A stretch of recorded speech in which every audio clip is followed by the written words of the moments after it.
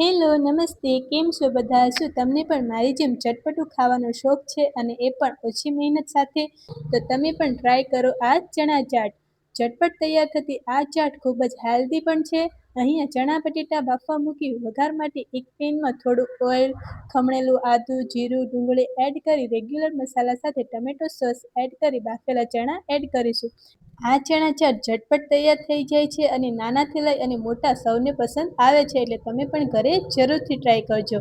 Gas બંધ કરી ઉપરથી બાફેલા બટેકા, ડુંગળી, ટામેટા, આમળા હોય તો નાના નાના ટુકડામાં એડ કરીશું. જો તમારી પાસે આમળા ના હોય તો તમે કાકડી અથવા તો કાચી કેરી પણ એડ કરી શકો છો. સાથે લીલી ડુંગળી, ધાણા, લીંબુનો રસ બધું જ સારી રીતે મિક્સ કરી લઈએ. હવે પ્લેટિંગ કરી ઉપરથી મેં ફ્રેશ દહીં, ટમેટો સોસ અને સેવ સાથે સર્વ કરીશું. અહીં આપણી ચટપટી ચણા ચાટ બનીને તૈયાર છે. અહીંયા મેં થોડી ચાટ અલગ કરી મિક્સ ચેવડો આવે છે એ પણ એડ કર્યો હતો.